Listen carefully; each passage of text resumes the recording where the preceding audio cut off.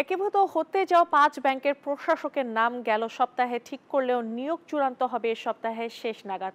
উপদেষ্টা পরিষদে বৈঠকের পরে এ বিষয়ে প্রজ্ঞাপন জারি হতে পারে। বৈঠকে 5 ব্যাংক মিলে গঠন হতে যাওয়া ব্রিজ ব্যাংকের আমানত ও লাইসেন্স ইস্যু হবে বলেও জানিয়েছে কেন্দ্রীয় ব্যাংক। দেউলিয়াত্ব ও খেলাপি ঋণে আচ্ছন্ন ব্যাংকগুলোর গ্রাহকের কথা ভেবে ইসলামী ঘরানার 5 ব্যাংককে একীভূত করার সিদ্ধান্ত নেয় সরকার। গেল সপ্তাহে এক্সিম, সোশ্যাল ইসলামী, ইউনিয়ন, গ্লোবাল ইসলামী ও ফার্স্ট সিকিউরিটি ইসলামী ব্যাংকে প্রশাসকের নাম ঠিক করে কেন্দ্রীয় ব্যাংক। তারা হলেন মোহাম্মদ শওকতুল আলম, বদিউল আলম দিদার, মোহাম্মদ সালাউদ্দিন, মোহাম্মদ আবুল হাশেম ও মকসুদুল আলম। বান্ডেল থাকলে প্রতি সেনমানিতে টাকা বাঁচবে। বিকাশ সেনমানি বান্ডেল কিনে জিতুন প্রতি লেনদেনে।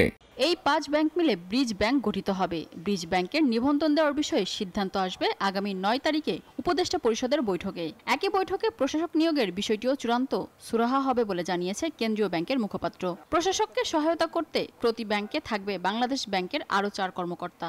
যখন 5টি ব্যাংক পুঞ্জীভূত হয়ে একটি ব্যাংক হবে, একীভূত হয়ে, তো এটাতে সরকারের হাতে মালিকানা আসবে।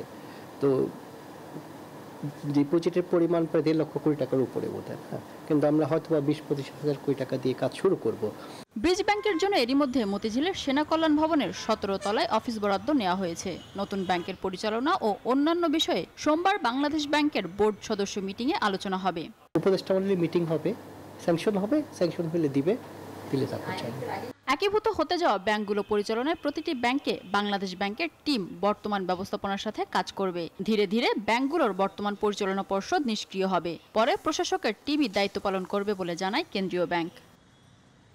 মিনা ফেরদাউস, নিউজ 24, ঢাকা।